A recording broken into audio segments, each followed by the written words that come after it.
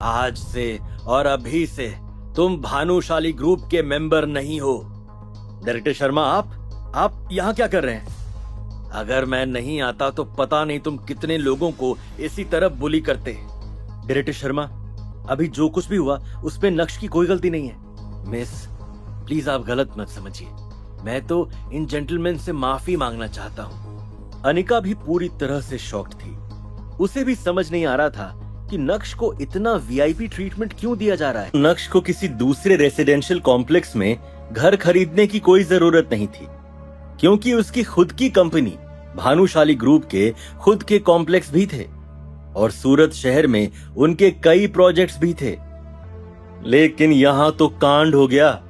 Sir, माफी चाहता हूँ कि प्रेरक जैसे इंसान को मैनेजर बनाया गया।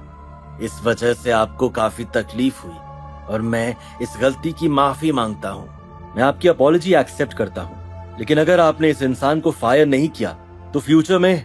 मैं समझ गया सर। तुरंत ही डायरेक्टर शर्मा पीछे मुड़े और दरवाजे की तरफ इशारा करते हुए प्रेरक से कहा, जल्दी से यहाँ से निकल जाओ। डायरेक्टर शर्मा, आप मुझे फायर नहीं कर सकते। भूलिए मत कि इस कंपनी के वाइस प्रेसिडेंट मेरे अंकल हैं। मैं अभी उन्हें कॉल करता हूँ। हेलो बड़े बाबा, डायरेक्टर शर्मा मुझे फायर करना चाहते हैं। पैनिक मत करो। तुम अभी कहाँ पर हो? मैं अभी आ रहा हूँ। हम अभी सेल्स डिपार्टमेंट में हैं। आप जब पहुंच जाएं तो सीधा प्रेरक के कैबिन में आइए। डायरेक्टर शर्मा ने प्रेरक का फोन छीन लिया था। सर, आपको थोड़ी तकलीफ होगी, लेकिन आपको मेरे साथ मेरे ऑफिस चलना होगा। ये बोलते हुए डायरेक्टर शर्मा ने नक्श की ओर देखा। उनके चेहरे पर एम्बैरेसमेंट साफ दिखाई दे रहा था। मोदी साहब बहुत ही रीजनेबल इंसान है। अगर आप उन्हें आज की इस घटना के बारे में सब कुछ बताएंगे तो वो आपकी बात को जरूर समझेंगे। क्या आप हिरेन मोदी की बात कर रहे हैं? जी। नक्श ने सीरियस लुक के साथ अनिका की ओर देखा और उसके बाद उसके कदम लिफ्ट की तरफ बढ़ने लगे थे। डायरेक्टर शर्मा ने एक बार फिर से प्रेरक का स्वागत लाद से किया और उसे भी ऑफिस में चलने के लिए कहा। प्राची, क्या तुम्हें लगता है कि नक्श के साथ कुछ ऐसा वैसा होगा? परेशान मत हो, नक्श को कुछ नहीं होगा। प्राची को पूरा यकीन था कि नक्श को कुछ नहीं होगा। हालांकि नक्श ने प्राची को अपना असली चेहरा दिखा दिया था, लेकिन प्राची में इतनी हिम्मत नहीं थी कि वो नक्श की असली आइडेंटिटी को अनिका के सामने लेकर आए। 14th फ्लोर, प्रेरक का कैबिन। डायरेक्टर शर्मा, से पहले बड़े बाबा यहाँ आए, आप यहाँ से चले जाइए। आप बहुत ही अच्छे रीजनल मैनेजर हैं। मैं ये नहीं चाहता कि इस उम्र में आपकी जॉब चली जाए। प्रेरक, क्या तुम्हें वाकई में ऐसा लगता है कि तुम्हारे बड़े पापा इस बार तुम्हें बचाएंगे? मेरे बड़े पापा इस कंपनी के वाइस प्रेसिडेंट हैं। वो आसानी से तुम्हें फायर कर सकते हैं। मैं आपको एक और फ्री की एडवाइस देता हूँ। इस लड़के से कहिए कि ये मेरे पैरों में पड़े। अगर इसने ऐसा किया, मैं बड़े पापा से कहकर आपका प्रमोशन करवा दूंगा। क्या हिरेन मोदी के पास भानुशाली ग्रुप में इतनी अथॉरिटी है? क्या तुम मेरे बड़े पापा को जानते हो? नक्श ने प्रेरक की बात का कोई जवाब नहीं दिया। अचानक से कैबिन का दरवाजा खुला और एक एरोगेंट आवाज सुनाई दी। शर्मा, तेरी हिम्मत भी कैसे हुई मेरे परिवार से किसी को फायर करने की? बड़े बाबा, फाइनली आप आ गए। जब हिरेन मोदी ने प्रेरक के मुंह से सारा घटनाक्रम सुना तो उनकी आंखें नक्श पर जाकर अटक गई थी। क्या ये सब कांड तुम्हारे जैसे गरीब की वजह से हुआ है? तुम्हें हमारी बिल्डिंग में आने की परमिशन किसने दी?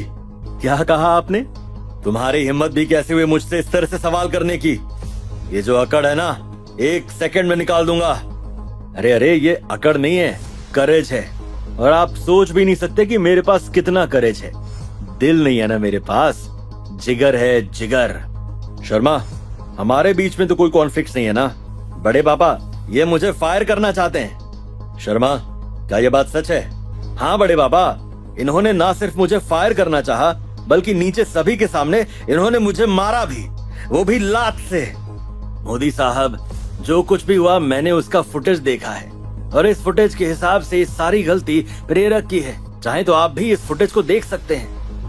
मेरे कंफ्यूजन को लेकर तुम्हें परेशान होने की जरूरत नहीं है शर्मा। शर्मा, तुम जानते हो कि मेरी कंपनी भानुशाली ग्रुप के साथ पार्टनरशिप में है और मैं भानुशाली ग्रुप में डेप्यूटी डायरेक्टर हूँ, इसलिए मेरे पास ये फुटेज वुटेज देखने का टाइम नहीं है। मैं सीधा फैसला लेता हूँ और मेरा फैसला ये है कि you are fired. Director Sharma, मैंने आपको पहले ही एडवाइस दी थी ना, आपने तो अपने ही पैर पर कुल्हाड़ी मार ली। मोदी साहब, आप वाकई में काफी काबिल ऑफिशियल हैं। तुझे बोलने के लिए किसने कहा? ये बोलते हुए प्रेरक ने नक्श के पैर पर लात मारी। बेशरम, अभी भी यहाँ बैठा है। अब डायरेक्टर शर्मा तेरी कोई मदद नहीं कर सकते। चल निकल यहाँ से। तुम्हें क्या चाहिए? तू झुक मेरे सामने, मेरे पैरों में गिर जा। कुत्ते की तरह मेरे पैरों में गिर और अपनी दुम हिला। जो भी हुआ उसे मैं भूल जाऊंगा, लेकिन अगर तूने ये नहीं किया तो तुझे ऐसा सबक सिखाऊंगा कि ना तो तू खड़ा हो पाएगा और ना ही बैठ पाएगा। प्रेरक, औकात में रहो। डायरेक्टर शर्मा, हमारे मामले में दखल अंदाजी करने की जरूरत नहीं है। सच बोलने से मुझे डर नहीं लगता है। सच तो ये है कि मैं लंबे समय से तुमसे नफरत करता आया हूँ। अब तुम भी मेरे पैरों में गिरो। प्रेरक का अंदाज अब कुछ ज्यादा ही रूड होता जा रहा था। उसी समय नक्श सोफे से उठा और धीमे अंदाज में हिरेन मोदी की तरफ बढ़ा। मैंने तो सुना था कि आप बहुत रीजनेबल इंसान हैं, लेकिन यहाँ तो कहानी ही गलत है। आप तो हार्टलेस हैं। इसका जो मन कर रहा है वो ये बोल रहा है। क्या आप इसी तरह खामोश रहते हुए ये सब देखते रहेंगे? क्या नक्श के कहने पर हिरेन मोदी का डिसीजन बदल जाएगा या फिर माहौल और भी ज्यादा खराब हो जाएगा? क्या होगा जब नक्श अपना असली रूप दिखाएगा? क्या अनिका प्रेरक को डेट करेगी या फिर अब अनिका और नक्श फिर से करीब आ जाएंगे?